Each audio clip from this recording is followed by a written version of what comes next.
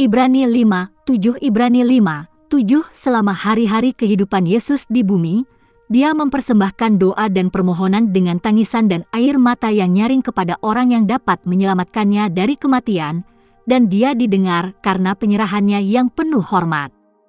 Ibrani 5:7 Sementara Yesus berdoa sepanjang pelayanannya, dan memang diselamatkan dari kematian dalam banyak kesempatan, satu-satunya saat kita melihat Dia berdoa dengan tangisan dan air mata adalah di Getsemani dan mungkin di kayu salib, yang merupakan salah satu contoh di mana Dia tidak diselamatkan.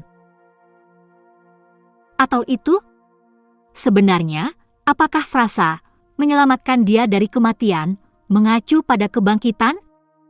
Karena dalam Kisah Para Rasul 2, khotbah pertama Petrus, dia mengutip Mazmur 16, sebuah mazmur mesianik yang menyiratkan bahwa itu adalah sesuatu yang Yesus doakan dengan mengatakan, "Hatiku bersukacita, dan lidahku bersukacita, tubuhku juga akan hidup dalam pengharapan, karena kamu tidak akan meninggalkan saya ke kuburan, dan Anda tidak akan membiarkan yang kudus Anda melihat pembusukan." Mazmur 16:9-10 yang menurut Petrus merujuk pada kebangkitan Yesus. Kisah Para Rasul pukul 2:31 Perhatikan juga bahwa di Getsemani Yesus meminta untuk tidak disalibkan. Tapi secara signifikan Dia menambahkan, "Bukan keinginanku, tapi milikmu, jadilah." Lukas pukul 22:42 Yesus didengar, tetapi permintaan khususnya ditolak. Namun, Dia terbuka untuk itu dan Tuhan mengutus seorang malaikat untuk menguatkan dan mempersiapkannya untuk apa yang akan datang. Banyak yang dapat dipetik dari fakta-fakta ini, tetapi khususnya sehubungan dengan perannya sebagai pembela kita, Yesus berpengalaman secara pribadi mendekati Bapa dengan permintaan yang berani, namun demikian Dia mematuhi Bapa. Dalam arti tertentu, Anda menginginkan seorang pengacara yang mematuhi hukum, tetapi yang berempati dengan Anda dan bersedia melakukan apa saja untuk mengajukan petisi kepada mereka yang bertanggung jawab atas nama Anda. Yesus tidak hanya peduli. Cintamu intens.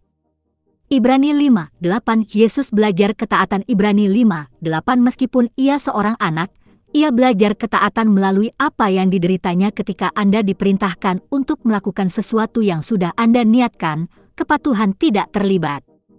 Seperti halnya dengan Yesus sebelum inkarnasinya.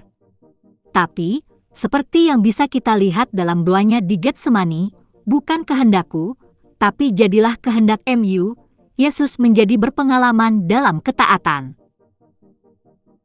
Yohanes pukul 6:38, "Sebab aku turun dari surga, bukan untuk melakukan kehendakku sendiri, melainkan untuk melakukan kehendak Dia yang mengutus aku." Sebagai manusia, keinginan Yesus tidak selalu sejalan dengan keinginan Bapa. Dan begitulah dengan kita semua. Itu adalah bagian dari sifat manusia. Sekarang guru yang malang adalah mereka yang memiliki kemampuan alami. Karena mereka tidak dapat berempati dengan siswa yang berjuang. Beberapa melihat Yesus seperti itu. Namun sebenarnya, sebagian dari tujuan inkarnasinya adalah mengalami kelemahan manusia agar menjadi mediator yang sempurna. Kristus Yesus, yang dalam kodratnya sendiri Allah, tidak menganggap kesetaraan dengan Allah sebagai ikatan, tetapi menjadi bukan apa-apa, mengambil rupa seorang hamba, dijadikan serupa dengan manusia, dan ditemukan dalam mode sebagai manusia. Dia merendahkan dirinya dan menjadi taat sampai mati, dan mati di kayu salib. Ibrani 5:9-10 Penyelamat yang sempurna bagi yang taat. Ibrani 5:9-10 Dan setelah disempurnakan, Ia menjadi sumber keselamatan kekal bagi semua orang yang menaatinya, dan ditetapkan oleh Allah menjadi imam besar menurut peraturan Melkisedek. Yesus tidak memulai dengan sempurna. Itu harus dibuat sempurna. Karena Dialah yang memiliki segala sesuatu dan yang melaluinya segala sesuatu, dalam membawa banyak anak kepada kemuliaan, untuk menyempurnakan penulis keselamatan mereka melalui penderitaan. Ibrani pukul 2:10 Dan jika Yesus harus dilatih untuk menjadi perantara yang sempurna, bagaimana dengan kita? Tanggunglah kesulitan sebagai disiplin, Tuhan memperlakukanmu seperti anak-anak. Untuk apa anak laki-laki tidak didisiplin oleh ayahnya? Ibrani 12:7 sekarang, tidak dikatakan bahwa Yesus menyebabkan mereka yang diselamatkan untuk taat, tetapi bahwa Yesus menyebabkan mereka yang menaatinya diselamatkan. Mematuhi, sekali lagi adalah hupakowo, yang artinya mendengarkan dengan niat untuk patuh. Iman yang menyelamatkan adalah iman yang taat. Paulus menulis, melalui Dia dan demi namanya kami telah menerima kasih karunia dan kerasulan untuk memanggil orang-orang dari segala bangsa kepada ketaatan iman. Roma 1:5 ada ketaatan yang timbul dari iman. Ini tidak dapat dikatakan tentang mereka yang mengaku bersedia untuk taat tetapi tidak berusaha untuk mendengarkan, yang tidak mempelajari Alkitab dengan niat untuk melakukan apa yang dikatakannya. Karena ada orang yang menghindari mendengarkan firman Allah, jangan sampai mereka menemukan perintah-perintah yang tidak siap mereka patuhi. Dan ada orang-orang yang mengaku mempelajari Alkitab tetapi hanya mempelajari sedikit demi sedikit yang melibatkan pertanyaan-pertanyaan yang tidak berorientasi pada aplikasi untuk menghindari membuang-buang waktu memikirkan perintah ilahi. Penelaahan Alkitab hanya untuk rasa ingin tahu. Penelaahan Alkitab yang tidak berorientasi aplikasi bukanlah penelaahan Alkitab. 2 Korintus 5:15 Ia mati untuk semua orang, supaya mereka yang hidup tidak lagi hidup untuk dirinya sendiri, tetapi untuk Dia yang telah mati untuk mereka dan telah dibangkitkan. Tetapi tentang Melkisedek penulis akan menjelaskannya nanti, lambat belajar. Ibrani 5:11 Banyak yang harus kami katakan tentang hal ini, tetapi sulit untuk menjelaskan mengapa Anda lambat belajar. Lambat belajar, secara harfiah berarti lambat mendengarkan.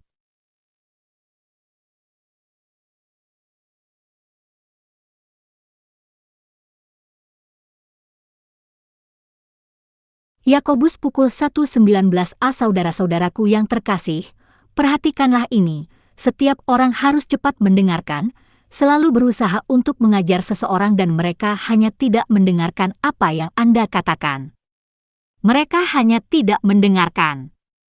Mereka tidak mendengarkan. Tidak memperhatikan. Ini sebagian besar karena mereka tidak menganggapnya serius. Mereka tidak bermaksud menerapkannya dalam hidup mereka. Ini adalah sikap orang-orang yang penulis Ibrani tulis. Jadi tidak mengherankan bahwa Ibrani penuh peringatan. Benih yang jatuh di antara semak duri melambangkan mereka yang mendengar, tetapi ketika mereka maju mereka dicekik oleh kekhawatiran, kekayaan dan kesenangan hidup, dan tidak menjadi dewasa. Lukas 8:14 Dan mereka yang belum dewasa, menjadi tidak berbuah, akan dipotong, pohon yang tidak menghasilkan buah yang baik ditebang dan dibuang ke dalam api. Karena itu dari buahnya lah kamu akan mengenal mereka. Bukan setiap orang yang berkata kepadaku, Tuhan, Tuhan, yang akan masuk ke dalam kerajaan surga, melainkan dia yang melakukan kehendak Bapa-Ku yang di surga. Matius 7:19-21 Demikian juga dia berkata, kepadamu diberikan pengetahuan tentang misteri kerajaan surga, tetapi tidak kepada mereka. Bahkan apa yang dimilikinya akan diambil darinya. Itu sebabnya saya berbicara kepada mereka dalam perumpamaan, meskipun mereka melihat, mereka tidak melihat, Anda akan selalu melihat, tetapi tidak pernah melihat, karena hati bangsa ini telah menjadi kapalan, mereka hampir tidak mendengar dengan telinga mereka, dan menutup mata mereka. Jika tidak, mereka dapat melihat dengan matanya, mendengar dengan telinganya, memahami dengan hatinya dan bertobat, dan aku akan menyembuhkan mereka. Matius 13:11-15 Jika kita tidak menerapkan apa yang sudah kita ketahui, Tuhan tidak hanya tidak akan memberi kita lebih banyak pengertian, Dia juga akan mengambil sedikit pengertian yang kita miliki. Kita melihat ini dalam pelayanan Yesus di mana secara berkala, seperti dalam Yohanes 6, Dia akan menyingkirkan murid-murid yang terpinggirkan dari barisannya dengan mengatakan hal-hal yang kasar. Apakah kamu sudah lulus? Ibrani 5:12 Memang, Meskipun sekarang Anda harus menjadi guru, Anda membutuhkan seseorang untuk mengajarkan kembali kebenaran-kebenaran dasar dari firman Allah. Anda membutuhkan susu, bukan makanan padat. Sama seperti Yakobus memperingatkan orang Kristen untuk tidak menganggap enteng posisi mengajar. Seperti yang dia katakan, banyak dari Anda tidak boleh menganggap diri sebagai guru, saudara-saudaraku, karena Anda tahu bahwa kami yang mengajar akan diadili lebih keras. Yakobus 3:1. Tetapi diharapkan saat orang Kristen dewasa mereka akan mengambil peran mengajar. Lagi pula, ketika orang dewasa dan menjadi orang tua, mereka diharapkan untuk mengajar anak-anaknya. Demikian juga dalam kehidupan Kristen. Ketika dia mengatakan, saat ini, orang bertanya-tanya periode waktu seperti apa yang dia maksud. Mungkin bermanfaat untuk mempertimbangkan harapan Yesus yang ia ungkapkan dalam Lukas 13, selama 3 tahun aku mencari buah pada pohon ara ini dan aku tidak menemukannya. Tebanglah tanahnya. Jika berbuah tahun depan, baiklah. Jika tidak, maka potonglah.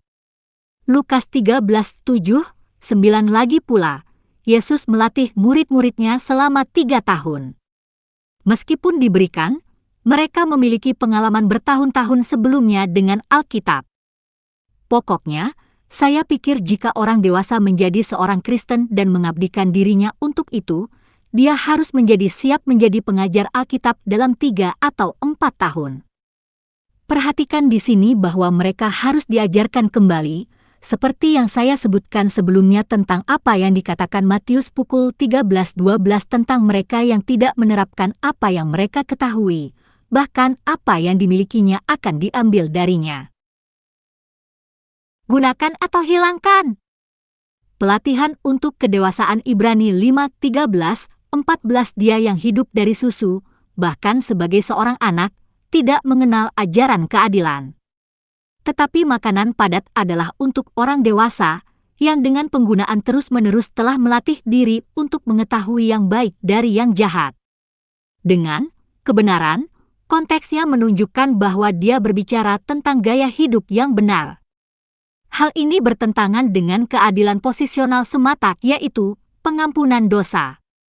Bayi menikmati anugerah yang ditunjukkan oleh orang tua mereka, tetapi tidak terlalu memikirkan kehidupan yang bertanggung jawab. Demikian juga, banyak orang Kristen atau calon orang Kristen menikmati kasih karunia Kristus, tetapi kurang memperhatikan untuk menjalani kehidupan Kristen tunduk pada ketuhanan Kristus, melakukan apa yang benar, memikul tanggung jawab yang ditunjukkan dalam firman Allah sehubungan dengan gaya hidup Kristen. Seperti anak-anak, mereka akan berbicara tentang pergi ke gereja, untuk memberi makan diri mereka sendiri, atau mencari gereja yang memberi makan mereka, sementara tidak terlalu memperhatikan makanan orang lain. Kedewasaan seseorang terungkap dengan menerapkan Alkitab dalam kehidupan. Nyatanya, orang dewasa tidak membutuhkan seseorang untuk melatih mereka. Mereka lulus darinya dan sekarang melatih diri mereka sendiri. Mereka melatih diri untuk terus menerapkan Alkitab. Dan seperti anak-anak, orang Kristen yang belum dewasa naif terhadap doktrin palsu tanpa pemahaman yang tepat. Dengan dia memberikan beberapa untuk menjadi rasul, beberapa untuk nabi, beberapa untuk menginjili untuk pelayan, dan lainnya untuk pendeta dan pengajar, untuk mempersiapkan umat Allah untuk pelayanan, agar tubuh Kristus dapat dibangun sampai semua mencapai kesatuan dalam iman dan pengetahuan tentang anak Allah dan menjadi dewasa, mencapai ukuran penuh dari kepenuhan Kristus. Di sana oleh setiap angin pengajaran dan oleh kelicikan manusia dalam tipu muslihat mereka. F4:11-14 orang Kristen seperti itu gagal membedakan antara yang baik dan yang jahat. Tetapi pandangan terang seperti itu dicapai tidak hanya dengan belajar, tetapi dengan praktik terus-menerus. Beberapa pendidikan tidak bisa dipelajari hanya dengan membaca buku.